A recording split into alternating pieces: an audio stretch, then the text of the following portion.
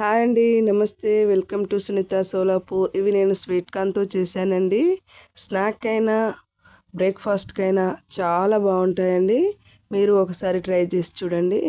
Sweet corn ఇలా చూపించిన విధంగా ఒక పెంచు మీద కానీ లేకుంటే ఒక పాత్రలో కానీ వేయించుకోవాలండి. మరి బాగాసేపు కూడా వేయించాల్సిన అవసరం లేదు. అది కలర్ చేంజ్ అవుద్ది, వేగినట్టు మనకు తెలుస్తుంది.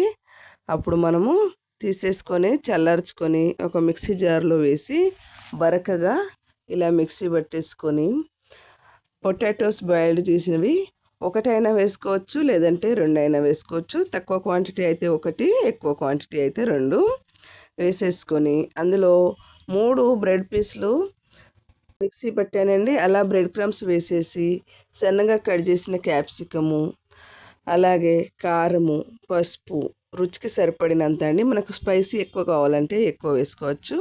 1 స్పూన్ ధనియా powder, 1 spoon chaat masala, 1 spoon జీరా పౌడరు, తురిమిన క్యారెట్, సన్నగా తరిగిన కొత్తిమీర, రుచికి సరిపడినంత ఉప్పు, సన్నగా కట్ చేసిన పచ్చిమిర్చి, ఇవన్నీ వేసి మంచిగా కలుపుకోవాలండి.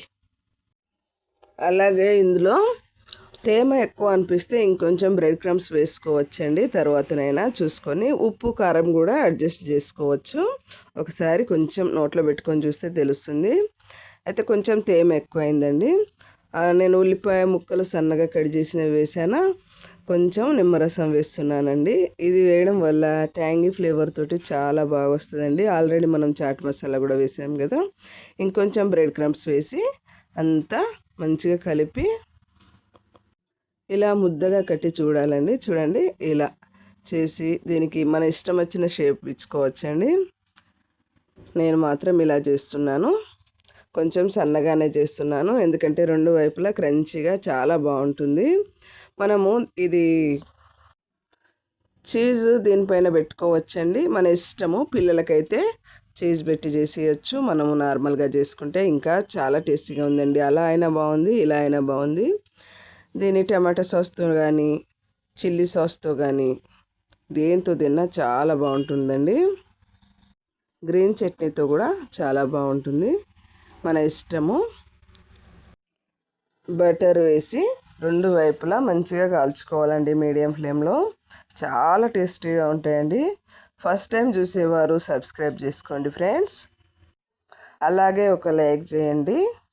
చూడండి, మీద ఇలా చీజ్ క్యూబ్స్ దొరుకుతాయి కదండి, అవి సన్నగా కట్ చేసి ఒక్కొక్క పీస్ ఒక్కొక్క దాని మీద పెట్టి మూత మూసి మనము కాస్త సిమ్లో పెడితే ఆ చీజ్ అంతా మెల్ట్ అవుతుందండి. మనము దేనిపై టమాటో సాస్ వేసుకొని తింటే చాలా టేస్టీగా ఉందండి. అసలు చెప్పలేని టేస్ట్. ఇంట్లో వాళ్ళంతా చాలా ఇష్టంగా తిన్నారండి.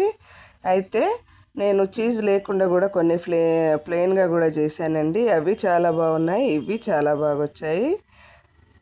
ట్రై చేసి చూడండి. Thank you for watching. Thank you so much. Like చేయండి.